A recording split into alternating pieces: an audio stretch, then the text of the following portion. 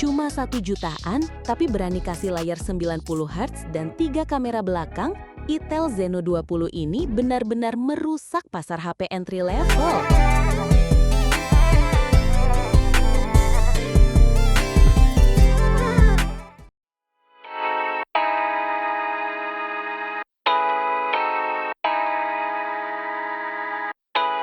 Selamat datang kembali di kanal kami, tempatnya update gadget paling panas dan jujur.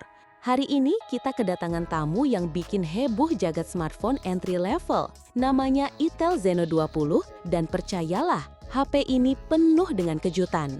Betul sekali. Bayangkan, dengan bandrol harga cuma 1,1 jutaan rupiah, Itel berani menawarkan fitur yang biasanya cuma mimpi di kelas ini. Yang paling gila adalah refresh rate layarnya yang sudah 90 Hz. Ini jelas sebuah standar baru. Biasanya kita cuma dapat 60 Hz, yang bikin scrolling terasa biasa saja. Tapi 90 Hz di Itel Zeno 20 ini memberikan pengalaman yang jauh lebih mulus dan responsif. Untuk kelas harga sejutaan, ini adalah sebuah kemewahan yang tidak terduga. Layarnya sendiri berukuran jumbo, 6,6 inci dengan resolusi HD+. Cukup luas dan nyaman untuk nonton video atau main game ringan. Desainnya juga dibuat kekinian, dengan pilihan warna Starlit Black, Space Titanium, dan Aurora Blue yang menarik. Bahkan sudah ada rating IP54, jadi aman dari percikan air dan debu. Sekarang, mari kita bahas bagian yang paling kontroversial. Di bagian belakang, kita melihat ada 3 buah lensa kamera yang disusun dalam modul persegi, mirip seperti HP-HP flagship mahal. Tapi disinilah letak gimmicknya. Benar, dari ketiga lensa itu, ternyata hanya satu yang benar-benar berfungsi, yaitu kamera utama dengan resolusi 13 megapiksel. Dua lensa lainnya ternyata hanya hiasan. Itel sengaja menambahkannya agar ponsel ini terlihat lebih canggih dan premium. Ini strategi marketing yang cerdik sekaligus licik ya. Mereka tahu kalau banyak konsumen menganggap semakin banyak kamera, semakin bagus kualitasnya. Dengan kamera palsu ini, Itel Zeno 20 sukses tampil lebih menonjol dibandingkan kompetitornya yang mungkin hanya punya satu kamera. Meskipun begitu, untuk kamera depannya, mereka menyediakan resolusi 8 megapiksel yang sudah cukup untuk kebutuhan selfie dan video call. Jadi, soal fungsionalitas dasar masih terpenuhi.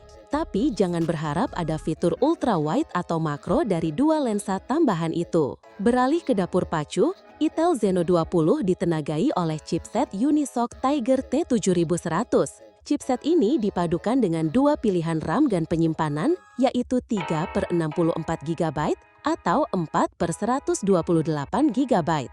Kalau masih kurang, penyimpanannya bisa diperluas lagi pakai kartu micro SD.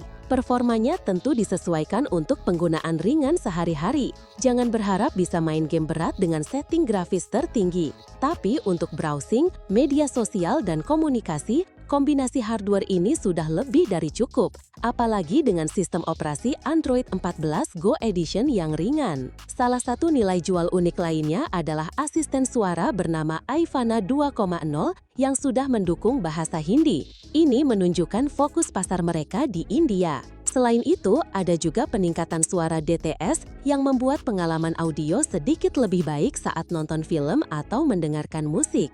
Untuk urusan daya, Itel Zeno 20 dibekali baterai berkapasitas standar 5000 mAh. Kapasitas sebesar ini seharusnya bisa membuat ponsel bertahan seharian penuh dalam penggunaan normal. Sayangnya, Itel tidak menyebutkan kecepatan pengisian dayanya, jadi kemungkinan besar masih standar. Jadi, apa kesimpulannya?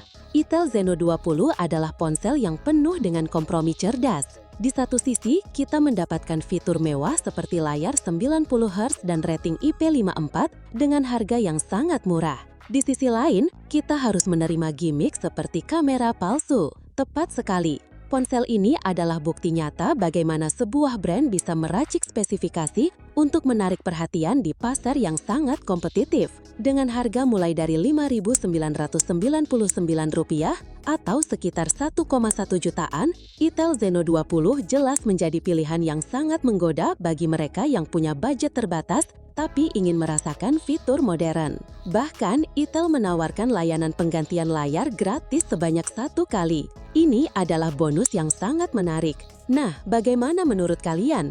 Apakah strategi Itel ini jenius atau menipu? Tulis pendapat kalian di bawah. Terima kasih sudah menonton, jangan lupa subscribe dan sampai jumpa di video selanjutnya.